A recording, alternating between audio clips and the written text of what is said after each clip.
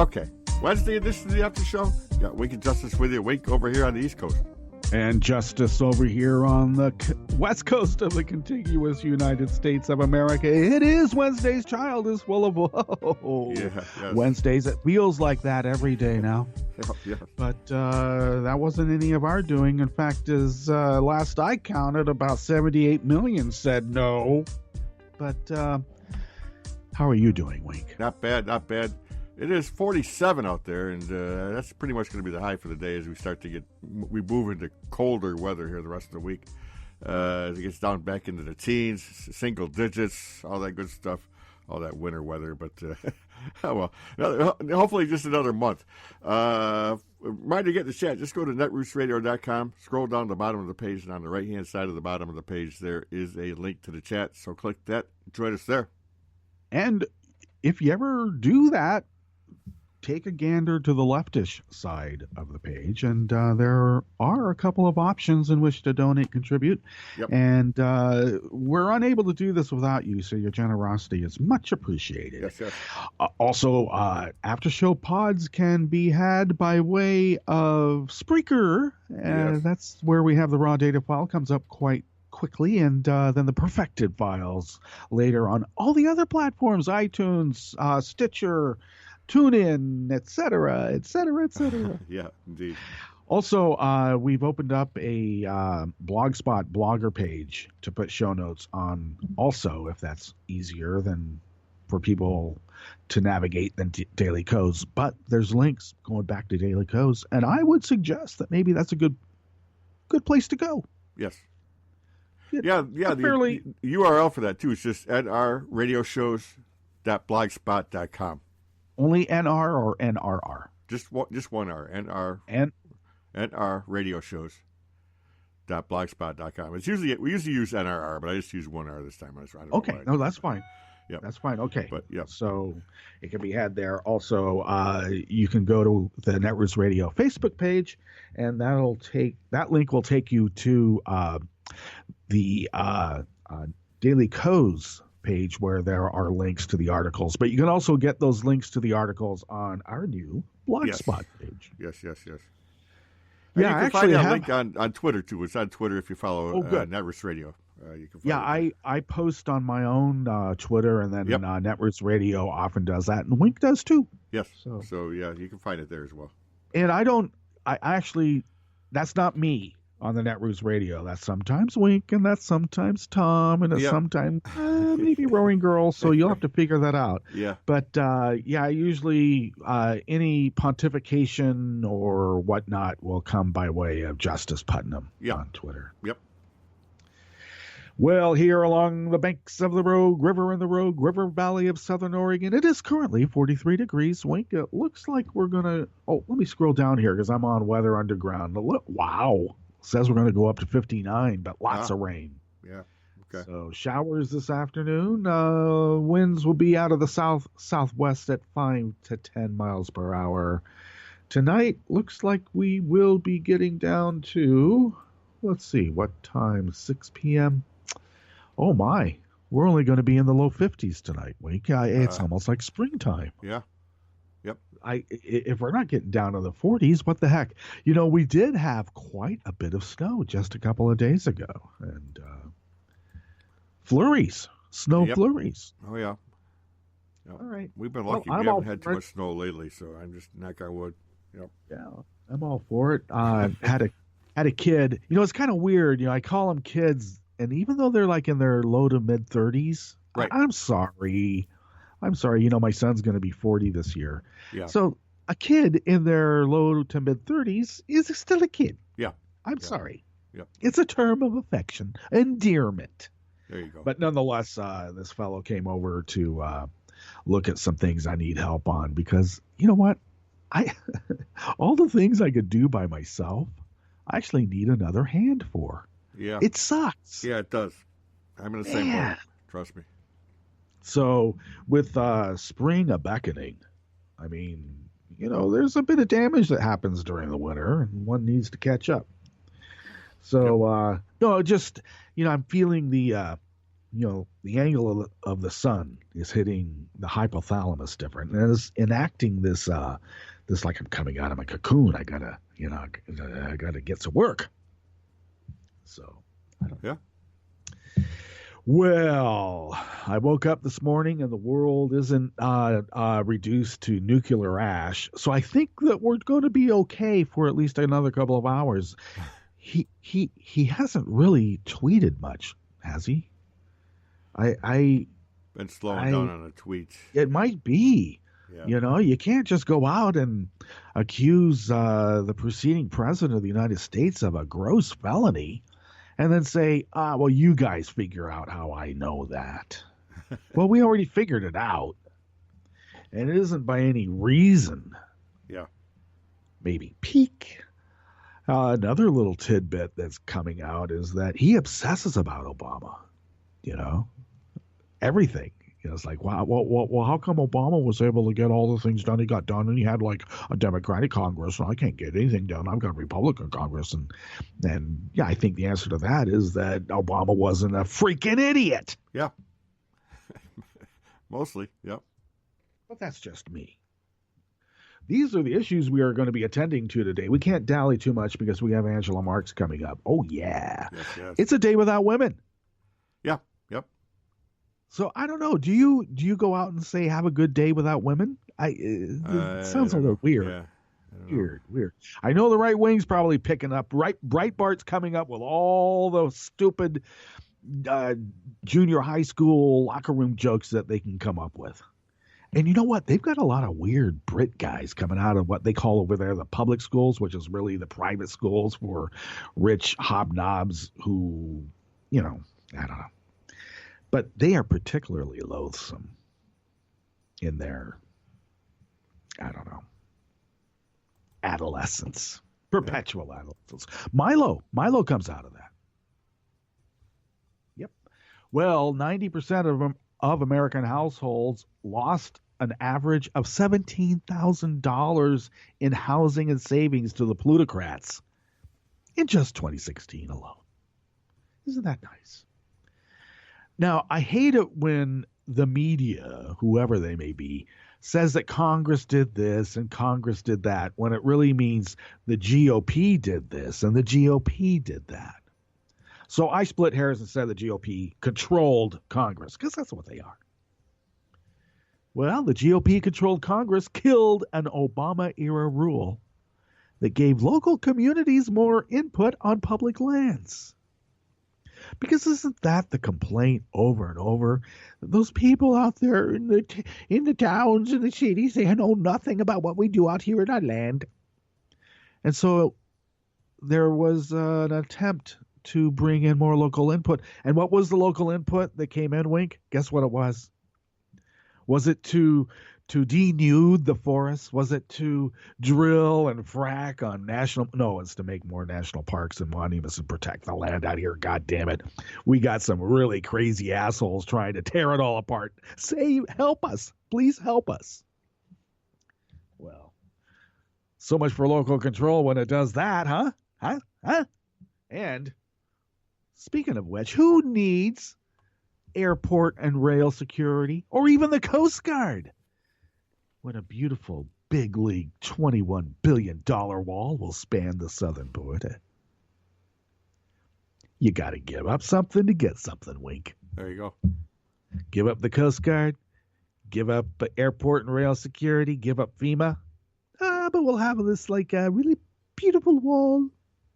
Oh my God. Well, it may be a day without women, but Angela Marx, I think, is determined that, I don't know, you could still have a voice, isn't it? I actually like this whole idea of a general strike right now, Wink. Yeah.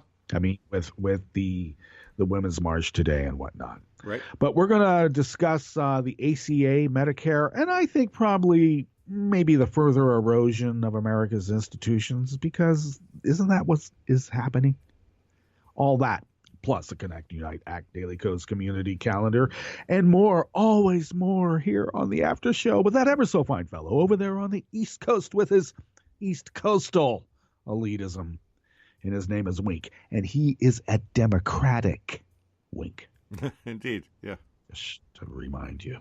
And this fellow all the way back over here with my unbounded and unrestrained elitism. And my name is Justice. I'm a Democratic Justice, too.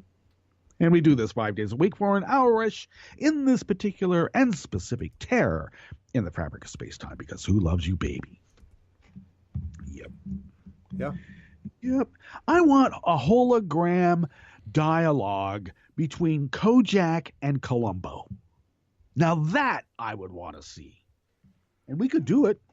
We could do it. It takes it, it's tedious work, but we could do it.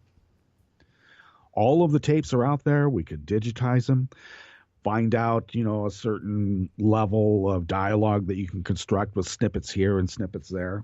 Next thing you know, who loves you, baby? And one more thing. Oh, yeah. Forget this Full House stuff. Full House. Everybody goes, oh, I remember when I was a kid, I got to watch Full House. And I'm like, man, you guys suck. We had Mannix, Kojak. Full House, yeah. Full House. Even the streets of San Francisco. I mean, if you're going to go Full House and talk about San Francisco, let's just go into the streets of San Francisco. Heck yeah. Let's not mess around. All right. Enough of that. Okay, the richest 1% and the poorest 50% have basically switched their income shares. Wow. How about that? And you know why? Because the poor has elected the black guy, and there was going to be a punishment exacted. We were all warned. They promised it, and they're just fulfilling their promise. Why is everybody angry? God. This is by Paul Bouchite out of Alternet. These multimillionaires effectively shifted nearly $4 million in wealth away from the rest of the nation to themselves in 2016. While there's no need to offer condolences to the rest of the top 10%, who still have an average net worth of $1.3 million, but $1.3 million doesn't go very far anymore, Wink. People sometimes have to clip coupons for that. Yeah. Give me a break. Nearly half of the wealth transfer, $1.94 trillion. If this was me, I'd just say $2 trillion.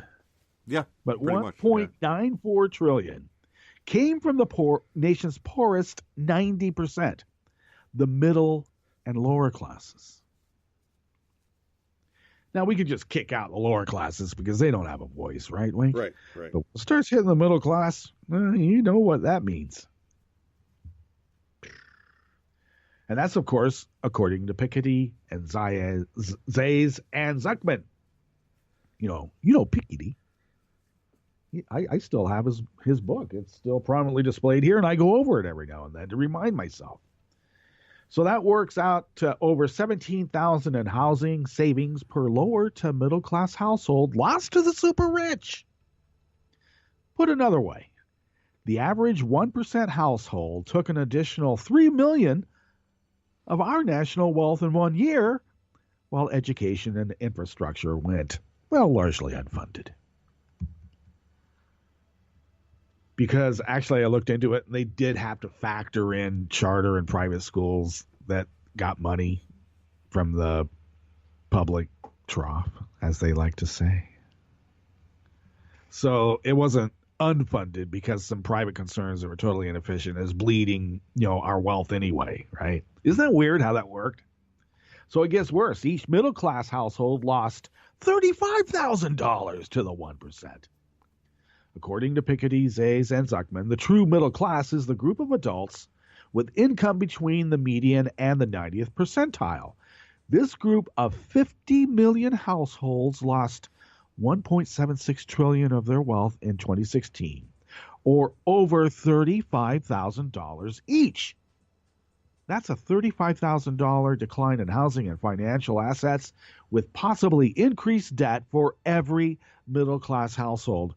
But Trump knows how to do it. He'll save us. He's a businessman. I want to learn how to cheat like him. That's the road to success, isn't it, Wink? Isn't it? Heck yeah. Can you imagine a bunch of little old ladies sitting around going, "Oh, I want to learn how to make a deal like that guy, not pay my bills"? Can you imagine, like, if your mom was still alive and my mom got together and they would be saying, "Oh, well, we'll just stiff the people and not pay them"? Yeah. No, they got paid what they were due. And if anybody argued about that, you'd say, "Hey, I'm just telling you." So housing wealth for the 90% has been converted into investment wealth for the plutocrats. In the 80s, the housing wealth of the bottom 90% made up about 15% of the total household wealth. In the 80s, the corporate equities owned by the richest, well, 1%, 0.01%, made up about 1.2% of total household wealth. Housing was 12 times greater than super rich stock holdings back then. Now they're nearly equal. The home values of 112 million households have been reduced to just over 5% of total wealth, while the stocks and securities of the richest 12,000 households are approaching 5% of total wealth. 112 million households, Wink. Well, it shouldn't hurt. It's not like all of them lost a lot. I mean, $35,000 each isn't too much. To go to 12,000 households, I mean, that just shows loyalty to your nation, doesn't it? The greater good, the masses helping those truly in need. It's our fault we weren't born there, Wink. Yeah. It's totally our fault. The obscene transfer of wealth and income to the plutocrats won't end until we demand a return to the commons. Well, that's commie stuff. That's why else is it called the commons, Wink? Exactly. In this reporter's sarcastic opinion. Where we work as a society rather than allow predatory plutocratic individuals to control us. There are 112 million households in America that are giving thousands of their hard-earned dollars to the 1%. Basically 12,000. 112 million giving their wealth to 12,000 people so that they can basically make us feel like shit. Oh my God, I heard myself in a little echo. Yeah, testing a player. Well, as a massive force of Americans, we should refuse to let this theft continue. Well, that would be nice. Okay. Every now and then I like to read sort of like manifestos like that. Heck yeah. This is by Marcy Ellen Kustin, Director of Policy for Public Lands at Think Progress. I'm sorry. The Senate voted yesterday, Tuesday, to block a rule that would have given Westerners more say in the use of public lands near their communities. The Bureau of Land Management's Planning 2.0 rule meant to update a decades-old process that had been criticized for leaving out stakeholders during the early stages of planning is no more. Because stakeholders ain't stockholders. You got it? You got it? Sometimes they are. Led by key Western senators, including Cory Gardner and Dean Heller, Congress passed a bill that guts long overdue reforms to how land managers balance development and protections on public lands, said Center for Western Priorities Deputy Director George Zimmerman. Public lands across the West will now be guided by antiquated planning rules that frequently shut out public participation. Feature, not a bug. Right. No, I just always love it. Education. We have to have more local control on education. Let the states figure out how to do their insurance. A local communities figuring out how to work with the land around their ranches. No, I can't have that. Indeed.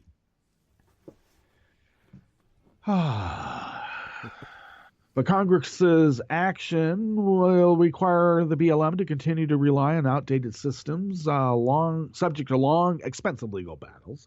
And because Congress rolled back this rule by using the Congressional Review Act, the agency won't be able to update its planning process through any similar rulemaking in the future.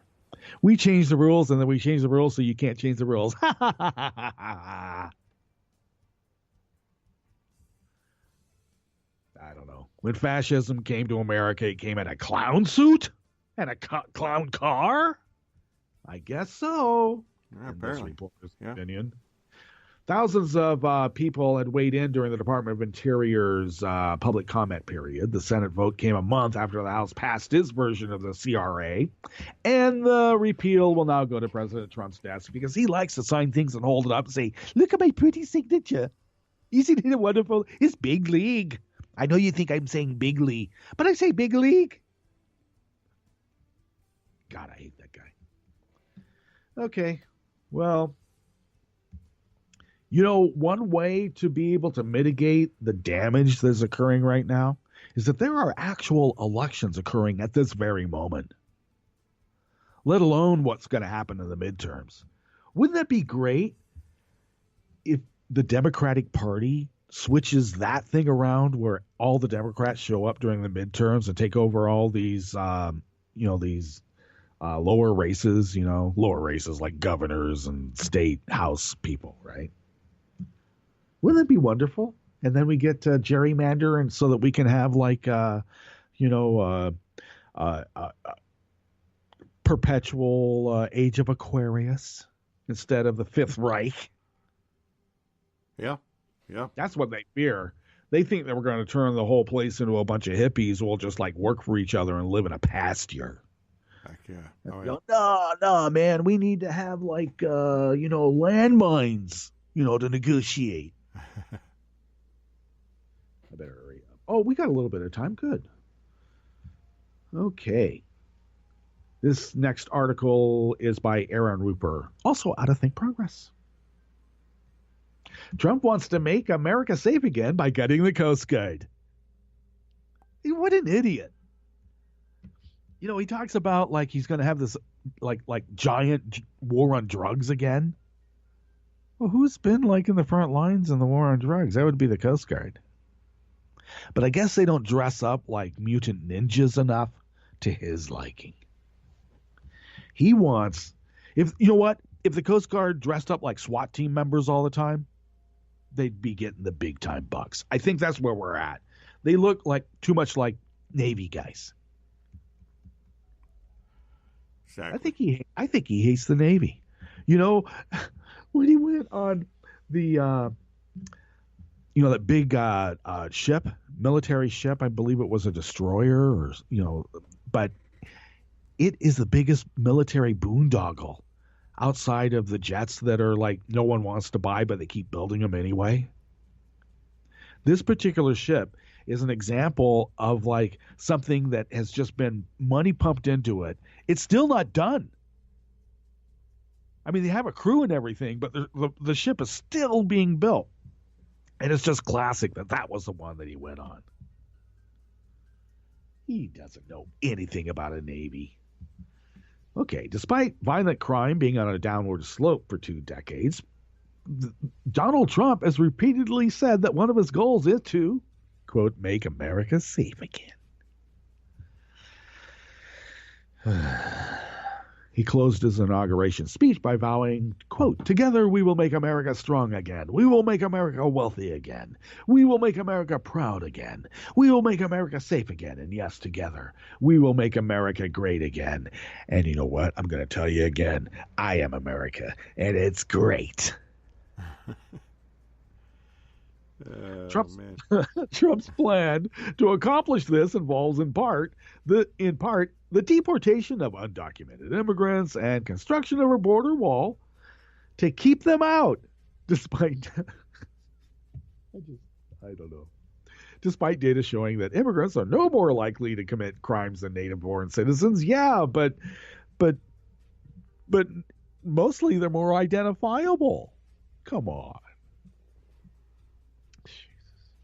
The WhiteHouse.gov website, for instance, cites the executive order Trump signed on January 25th to enhance the public safety of the interior of the United States through enforcement of immigration laws.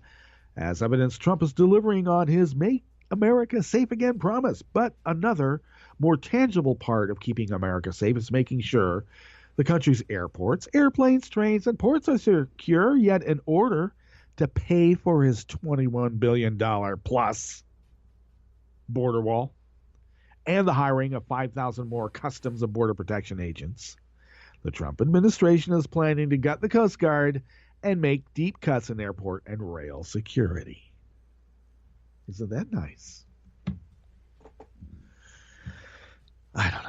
According to the budget planning documents obtained by Politico, the Office of Management and Budget is seeking a 14% cut to the Coast Guard's $9.1 billion budget. See, Trump just sees that number. He goes, we could just lop that off. Nobody needs $9.1 billion. Exactly. Nobody. Trump's budget plan also calls for an 11% cuts in the budgets of the TSA and FEMA. Hurricane rescue relief. Who needs freaking hurricane rescue relief? Huh?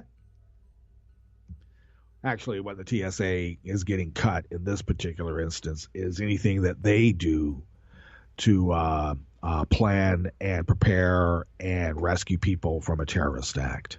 Isn't that weird? How that would happen? Doesn't that sound like maybe setting up a Reichstag fire? Yeah. Politico also talked to Stephen Flynn, a retired Coast Guard commander, who pointed out that as you harden the land border, you open up the maritime border. It makes no sense. Think about it. I think there's more coastline. No, well, yeah, I think that there's more coastline if you add it all up than what's along the southern border. I mean, they're only going to the Gulf of Mexico, wink. Right. Well, whether the border wall will even enhance the national security of the U.S. is debatable, do you think? It's just stupid. I can't even go on with this thing about, people taking a border wall seriously. Serious enough that they're actually taking concrete there and thinking they're building it. And it makes no sense. I mean, in terms of I don't know. I like to think about the animals and the natural landscape, the flora and fauna that doesn't really care about walls except for maybe mammals that aren't able to get back and forth. It's just so stupid. Yeah. Yep. All right, let's get to our Jim Hightower break, and then we'll come back and go through the Connect, Unite, Act Daily Coast community calendar, and then discuss the ACA and what the hell is this Medicare repeal I keep hearing about, huh? We're going to talk with Angela Marx about that. And this is the After Show on Networks Radio with Wink and Justice, and we will be right back. Trump and company claim to have a sweeping mandate from voters. But wait, almost half of the electorate chose not to vote last November. Only 25% of voters actually cast their ballots for Trump. 26% chose Clinton. 60% of those who did vote for Trump said they don't trust him. Some mandate. Here's another fact. Those of us fighting for populist justice are stronger than we've been in decades. But how can that be since Trump is in the White House? Because the vast majority of people agree with the ideals and ideas of progressive populism, not with Trumpism. Even most of his supporters were not voting for what they're about to get, a plutocratic, autocratic agenda that'll steamroll the working class and poor. Trump was not elected on issues, but on anger. A lot of Trump voters simply heard him speaking one truth repeatedly. The system is rigged by and for the elites. That's true. So the riggees, furious at being flattened by the corporate and political powers, saw Trump as a big bodark stick that they could grab to thump the whole smug establishment upside its collective head. However, far from alleviating their anger and despair, Trump is already betraying them, as revealed by the actual proposals he's making and the people he's brought inside the White House. Remember his promise to drain the swamp in Washington? Instead, he's filled it with a new slew of creepy, crawly swamp creatures like Jeff Sessions, Steve Mnuchin, Rex Tillerson, Tom Price, Scott Pruitt, Betsy DeVos, and a mess of Wall Street insiders.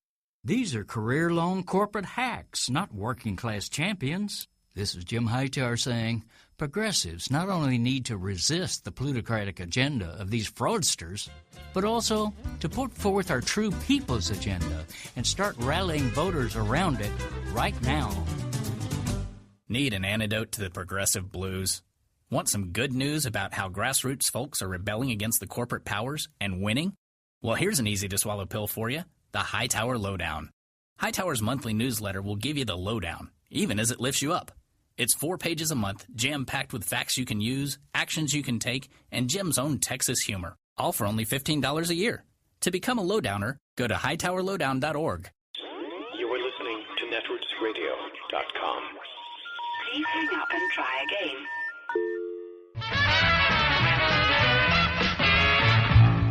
From a point at sea to the circles of your mind, a new force is at work for planetary transformation. New radio for a new Earth.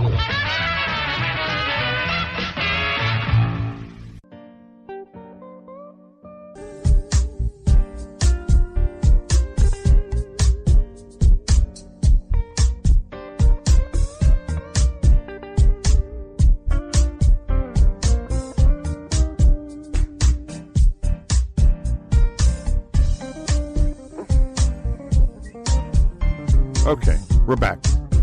And indeed, we are back, and thank you for sticking with us. This is the After Show with Wink and Justice. Justice here along the banks of the Rogue River on the Rogue River Valley of Southern Oregon on the West Coast. Wink is in upstate New York, 21 on the East Coast. Angela Marx is in a safe and secure location in the great vastness of the Northwest of the United States. And our crew are the ethereal creatures who reside in the cloud, whose advanced intergalactic technical abilities allow Netroots Radio, and thus by extension the After Show, to span the globe, the solar system, out past the Oort cloud, and beyond. Yeah. Indeed. Big league. Telling you. Border wall. Try to contain this ego. You just try. God, I hate this guy so much. Okay, today's Connect Unite Act Daily Coast Community Calendar is facilitated by Forster Bob. And his question leading in today's diary is, having a bad day? Well, I don't know. I go by a quote by Robert Frost, who said, "I never dared be radical when young, for fear I would turn conservative when old." And so an ancillary to that is that I hope I never become a raging madman when I'm 70 years old, like the guy that's in the White House right now. Yeah. I've actually actively worked to avoid that. Okay, Wisconsin Cossacks is a new group forming, so please cosmail Chris the Colodem to take part in that. And we need Democratic groups everywhere, especially if they are Daily Co's affiliated. Why not? Once again, Navajo does maintain the event list. Cosmail her if you have an event coming up or you would like to publicize. And Meteor Blades and Navajo are going to have a DC Sister March in San Francisco this coming Friday at 5 p.m. near Civic Center. Cosmail Navajo. For that, they're going to meet at Sam's American Eatery at 1220 Market Street between 8th and 9th at 4 p.m. And then as a group, they will be marching from the Federal Building at 7th and Mission and only a couple of blocks to the Civic Center for more rallying. And I love that part of the Civic Center because it just lends itself to civic activity. For instance, Carnival always ends the parade there, and a good time is had by all. Colorado Community has a Caffeinating Liberally meetup every fourth Saturday of every month. This month it will be March 25th, always at Common Grounds Coffee House, located at 44th and Vallejo in Denver, from 9 a.m. to noonish at the table by the piano. And if it's not playing theme music from Casablanca, yeah, it should. It should be. Get a hold of Colorado Tim Left Candid to let them know that you're going to be showing up. Navajo will be in New York City April 23rd, so mark your calendar. They'll be meeting at Spitzer's Corner, 101 Rivington Street in the Ludlow District. Cosmail Navajo to RSVP, and they've already got quite a few. Thinking Fella and Ojibwa are organizing the 3rd annual Epic Glacier National Park meetup held this year from June 30th through July 2nd. There's a diary at the Connect Unite Act Daily Codes Community Diary, a link to another diary with important planning details. Do check that out and mark your calendars as well. Netroots Nation 2017, the Daily Codes annual Cheers and Jeers dinner is on Wednesday, August 9th at 5:30 p.m. The location will be determined, and that means that you better cause Mail Navajo to let you know that you'd like to take part, because that is how they determine if they actually have to get the Teamsters to build a whole new arena to be able to house how many people go to the annual Cheers and Jeers annual dinner. And that is your Connect Unite Act Daily Codes community calendar for the 8th of March of 2017. And without further ado, welcome back, Angela Marx, Angie in Washington State. It's great to have you back. I'm sorry, I just have known of you for so long as Angie in Washington State. Yep. And I know that we should be extending a bit more, respect by referring to you in your actual incarnation as Angela Marx. Yes. But sorry. It was tough for me to give up that name, because that's how I thought of myself for a very long time. When I had to take my real name publicly on Daily Codes a couple of years ago when I ran for Congress, it was like it was a hard adjustment. Right. Yeah. No, I mean there's so many that I just know of our handles, and it's just odd. But we don't mean to offend by being so casual and familiar. So, but there you go. But I think we're kind of casual and familiar here. So. I am kind of casual and familiar, but it's crazy because I'm on Twitter and Facebook now, and it's a little bit disconcerting to re-meet people virtually in another medium and have to learn another name to recognize them by. So in my brain, I know people by 3 different kind of names now. It's a little brain twisting. Yeah, who would really even think and envision, like a John Wayne, if you heard that his name was like Marion, whatever it is, right? It's just like one of those names. But regardless, we are going to talk about the ACA, this whole whatever it is that the GOP and Trump are trying to float. But let me just say off the top, I really don't think this has a chance in hell, as ice in hell, of going anywhere for any number of weird confluences of reasons. But just by gain of the fact that the GOP and Trump put this out here is so emblematic of how inhumane and lack of vision or just cruelty. I don't understand this. I mean, what were they thinking? It's the crazy part is, have you noticed they always say that their plan is to make sure that there's more choice so that people can, so that there can be more competition. Right, like you're going to have a car wreck, and on the way to the hospital in the Life Flight helicopter, you're going to be concerned with how I'm going to pick the best surgeon, right? No, that's just crazy talk. There's no competition in healthcare.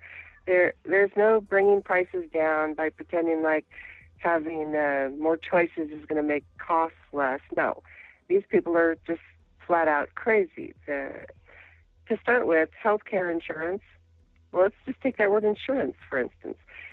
Everybody who's ever had a car or a house and had to buy insurance for their car or their house knows that you buy insurance to prevent against a possible future event, right? Healthcare is not like that. Healthcare is not something you may need in the future. Everybody needs healthcare from the day you're born. You need healthcare. As a child, you need healthcare for, baby visits and vaccinations. It's the whole paradigm that they try to put healthcare in as just another product on a consumer scale is ridiculous. And you're right. They're not going to pass that bill. Anybody who watched television yesterday knows very well it's not going to happen because have you seen Paul Ryan in the last 3 days? Does Yeah, he not look like a deer in the headlights? Yeah. But on the other hand, I don't put anything past, I don't know, this group or any group for that matter. Well, But because by turns we can, I can pin my hopes that they're just so utterly inept and whatnot, and they don't know what they're doing, versus the other side, which I fear is this some sort of weird negotiating tactic in the Trump world that you throw out the most bizarre thing and then you scale back, and I don't know, maybe we'll get changed CPI on Social Security after all. I mean, is that what they're doing? Is that the gambit? It's the crazy party. Here's the thing, it's not really just a party now. They have the Tea Party contingent, right? They have the old guard, which is really pretty much all that's left is Lindsey Graham and John McCain. Well, let's just talk about that just real quickly. The Tea Party is against this bill because it's not cruel enough. And then the old guard, like Lindsey Graham, is we are left with a Lindsey Graham to say, oh no, you can't take Medicare away from old people, and the Tea Party is saying it's not cruel enough. It's just the craziest thing in the world. And outside of that, if you'll look closely, you'll see that all of this noise is all around the House, right? This is a bill from the House, and they're going to be on the TV. Different House members from the Republican caucus will be on TV for the next who knows how long, talking about this great bill. But look behind the curtain. It doesn't matter what the House does. If it can't get past the Senate, it won't get to the president's desk to be signed into law. But in the U.S. Senate, they don't have enough votes. They don't have enough votes. They have four Republican senators have already publicly said, I can't vote for that bill. It's DOA. Some pro reform group or caucus, trying to pass this particular onerous bills, came out and said that we need Democratic support. Good luck with that. You need Democratic support. You can't even keep their own caucus in order. That they need Democratic support for something that I can't even think Manchin would, because Manchin's constituents pretty much rely on this socialized medicine that they don't want to call it that. Every time I see Joe Manchin or I see his name somewhere in my brain, I hear Joe Lieberman. Yeah. I'm surprised the guy hasn't fled into the Republican Party already. I know that we need Democratic senators in redder states, but if you're only going to vote for things that the Republicans want, why are you a Democrat? Right. I don't get it. And this bill, the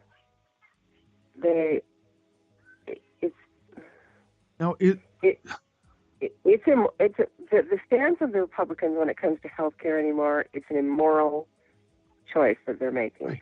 They're saying it's more important for for-profit insurance companies to have CEOs with seven-figure salaries than the last 28 million people in this country get access to medical care. That's what they're saying to people. We don't care if people die early or die from diseases. You people, we don't care about you. We really only care about making sure that really wealthy corporations make a profit. And that's the baseline. That's across the party, really. That's the entire party philosophy, really. And this is another thing that bothers me. They keep floating this, we have doctors groups behind us. But then you look at what kind of doctors groups they're talking about. Now, the vast majority they're talking about the AMA. But the AMA is not doctors. That's their it's their action fund portion of the medical community anymore. A lot of doctors don't even belong to the AMA anymore because they don't believe in their philosophy. Well, it's even more compartmentalized than that, because the types of doctors that are behind, the destruction of Obamacare. See, it's odd, but one of the highest paid professions in the medical field are orthopedic surgeons, who Tom Price is, by the way. But the vast majority of doctors who actually practice under the ACA are family practitioners. And yet there was not one family practitioner that had any voice saying this might be a bad idea. That's because family practitioners aren't wealthy doctors. Exactly. In a modern American and they should be. They should be. Well, that's because we need more family doctors, but they should be paid better. There's no doubt about that.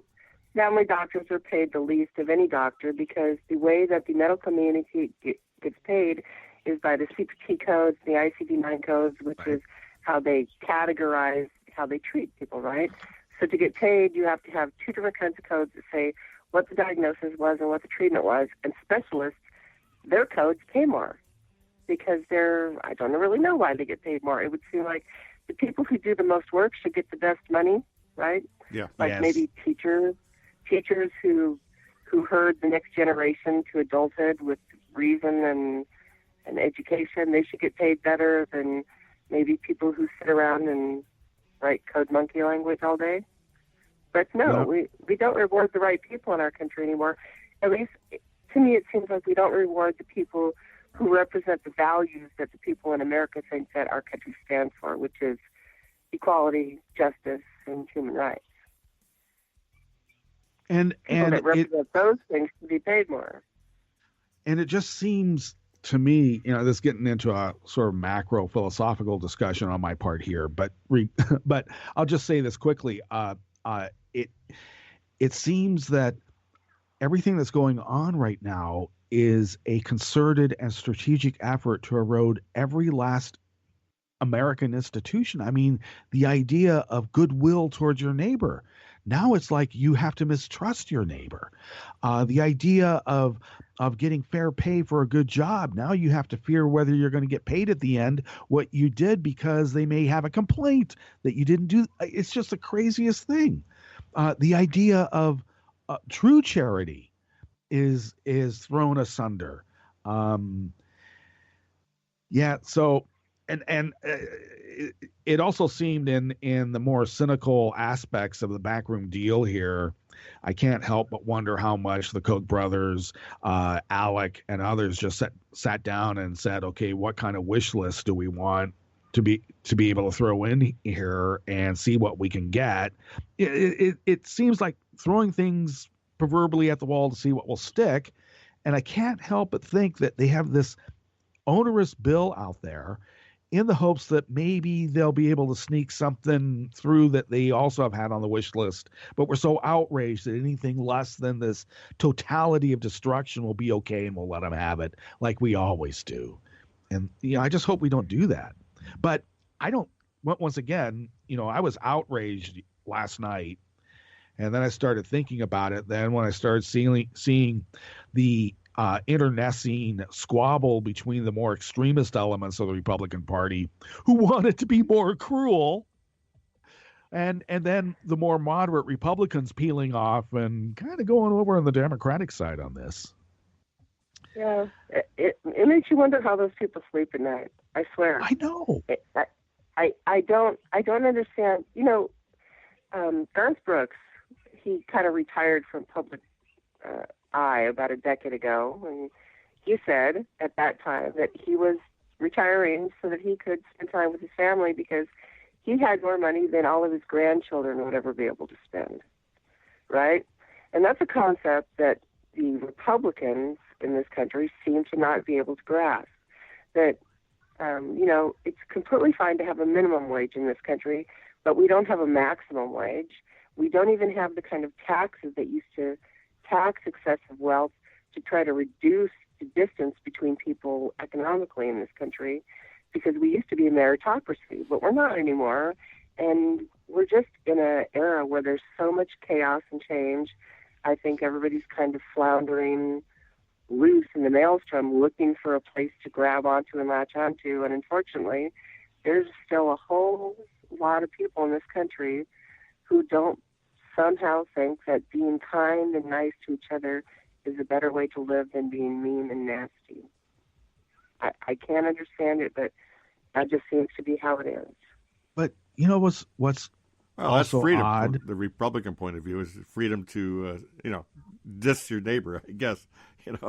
But what's also odd is that I live in one of the only parts in Oregon where Trump supporters have a strong foothold and kind of control things. There's enough Oath Keeper sheriffs that were around before even Trump that belie that conservatism. But since I moved with my mom into town here, I'm closer to people and I'm seeing my neighbors, and there were quite a few Trump signs here in town, and it just kind of made me wonder a little bit, because when we first moved in here, we're like very gregarious and we say hello, how are you? If there's anything we can help you with, just let us know and whatnot. Just to be neighborly, right? Right. And so then I saw the Trump signs and I'm like, well, these people didn't really act so mean. And there's a fellow across the street that fell on the ice and broke his leg, and he's up there. I mean, he's bumping 80, and he I kind of deemed him a little taciturn to begin with, but on a personal level, I haven't really broached any of the Trump stuff with them, but they needed some help getting their trash out. And they are not overtly aware of our sentiments, other than, I didn't come out and say, hi, I'm a Democratic Hillary supporter or whatnot. Just, I think they can tell, right? But they certainly weren't like, leave us alone, yeah, dirty liberal. It was a very neighborly act, and everything was neighborly. And as much as I rail against the stupidity of the Trump supporters on this personal level, I don't know. It just seems like things kind of turn a little bit. What does this guy think about his, how he got his broken leg taken care of? Isn't because of the largesse that he's acquired over a lifetime, but because of Medicare. Right. And I just wonder what he thinks. Now, I've talked to some younger guys, driving their pickups with their gun racks and stuff, and some of them are kind of gleeful. But, the aches and pains are going to catch up with them, too, and they'll figure out what they were doing, right? But I kind of pin my hopes a little bit on that. It's more of the slow change of like waves wearing away rock at sea rather than a more immediate thing, which is what Indivisible will do. But also... Now, this is also more of a macro thing, but I wonder about timing on this. Because on one hand, I see Ryan and the others using the confusion and outrage over other issues like Russian involvement, whatnot, to do their disaster capitalism, shock doctrine techniques and try to push this stuff through. But then on the other hand, the timing of this particular kind of bill, knowing that the Gorsuch hearing is coming up, along with actual hearings on bipartisan hearings on the Russian issue, and they couldn't wait a week to put this bill through. And this is the other thing: the Office of Budget Management doesn't even get to look at it to score it. To score it. What well, the hell? You got to look at it from Boehner and McConnell's point of view, though. They've got a loose cannon in the Oval Office who they cannot seem to control one iota. They've got a base who they have ratcheted up for 40 years to be shrieking to throw everybody who's not exactly like them back out of the country, like they aren't invaders themselves, a couple generations past.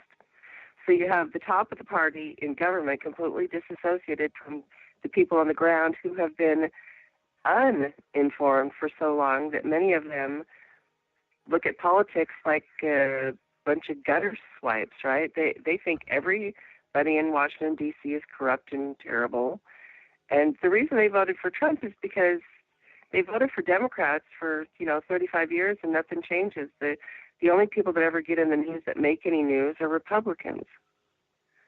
Why is that? Because the squeaky wheel gets oiled. The Republicans are out there, banging the drums about how crazy everything is, and that makes news. We're just living in interesting times, and I know it's not really a Chinese curse, but I swear it feels like it these days, isn't it? Yeah. Well, I also remind folks that we were warned that we were going to get punished for electing the black guy, and then we elected him twice. And I just keep waking up every morning saying, we're just fulfilling our promise. But Well, and I think that has a lot to do with it. I think that's part of what's wrong with Trump too, right? Because he looks at Obama and he looks at himself and he says, "I've got to be better than that guy."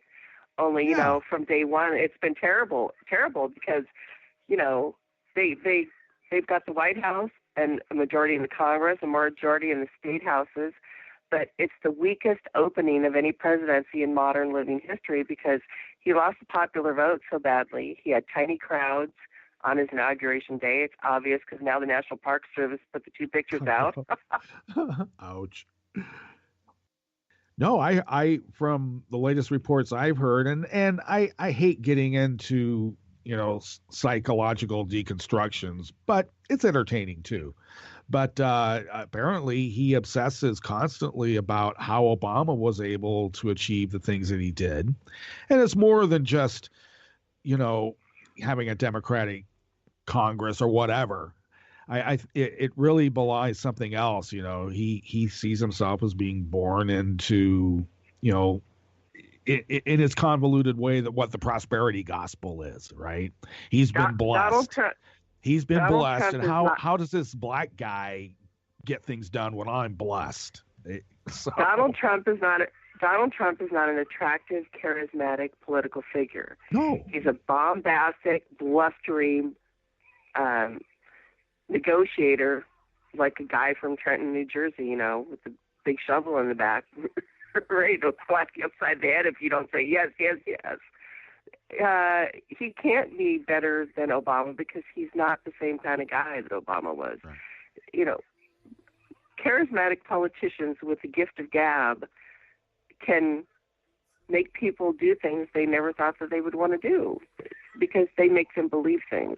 Donald Trump only made a small portion of the country believe that he was going to make them have a better life. And he was just conning them all along, of course, you know, because there's been plenty of reports out that Trump, even after he got the nomination, never really believed he could win that race. He was just in it, you know, to put his brand back out there in the biggest way possible. And then he actually landed the job, and everybody could see when they had him on television on election eve that he literally looked shell-shocked that he had won. And now he keeps running away to Mar-a-Lago every weekend like he can pretend it's a regular kind of a job and he gets weekends off. He's just not facing up to the reality of what's going on. You know, the kind of culture that he's lived in too. Now really his business is really nothing more than a family business, but it's heavily steeped. And I'm sorry to folks out there who are in real estate. If I'm offending you, I apologize, but just let me make the point. He's heavily steeped in the real estate culture. Now, part of real estate culture, you know, there's an insurance policy that all brokers have to take out, and it's called errors and omissions. And what is that? They're going to get sued because of errors and omissions. So there's a whole culture predicated around the idea that you're going to sue or get sued rather than doing the job so you don't get sued. And I have a lot of real estate friends who still pay those errors and omissions, and they've been in the real estate business for 30 years and never been sued, right? But Trump comes from that culture that it just seems dark and predatory. And then you juxtapose that against the culture that Obama lived in. The derided community servant. And what is that? Helping those who are least capable of helping themselves and giving a voice so that they can. Yeah. I got to tell you, every time I see Trump on the TV these days, I get a flash in my head of Danny DeVito in Goodfellas. Yeah. And right? and the piper gets paid, and it's not a pretty picture. There's usually a rug and a trunk of a car involved. And cement shoes. Yeah. And it kind of makes you wonder who's holding the chips in this. And when I hear of like bombings on American-backed forces, is that like the guy with the baseball bat hitting somebody's shin for not paying their debt on time? Is that a little reminder? Well, I'm just going to say. I'm going to say keep your eyes on Rachel Maddow. Yes. Because she is following the one bromide that all news people should follow. which is whenever there's a big brouhaha going on and there's a lot of questions going on and it looks like something shady might have happened, what do? You follow the money. Exactly, and that's why why push this repeal and replace bill through now in the midst of all of, I don't know, it just in and of itself they're doing it because that's how they got in the position they're in. They told that base for 6 years we're going to repeal that evil bill, and so they have to try. And of course they're going to fail, and they know they're going to fail, but they have to try so that in 18 months they can go back to their base and say, we tried to kill it, we're going to keep trying until we do, but send us back to Congress again next year. All right. And we'll try again. That's why. It's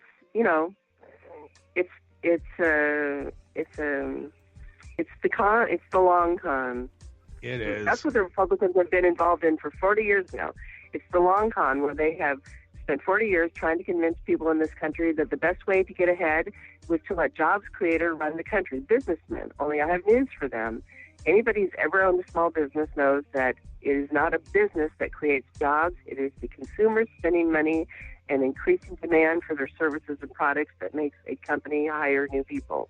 There's never been a job created because of a tax credit or a raise. Supply tax side on is a business. nonsense. That's what it is. Yes, it's complete nonsense. It's always been about demand. The heart of the engine that runs this country are the people, the tens of millions of people who go out into stores and spend their dollars. Those are the people who create jobs. All right. Well, thank you, Angie. We've gone a little bit over. We got to get out of here because we've got Hartman coming up automatically here in just a few moments. So we'll visit with you next week. Great. Thank you so much. Awesome. Thank you very much. We'll All right, guys. All right. Bye. We do have to bug out of here, folks, but I want to remind you, you do have Jibber Your Jabber coming up this evening, 9 p.m. on the West Coast, midnight on the East Coast. A 2-hour opportunity for live call-in talk radio. And why don't you do that? So before Hartman comes up, we'll be listening to Victor Yara's Caminando. And stay listening to Netroots Radio 24/7, 365. And why? Well, because who loves you, baby? Okay, Wink, I will see you on the other side. Right. Bro.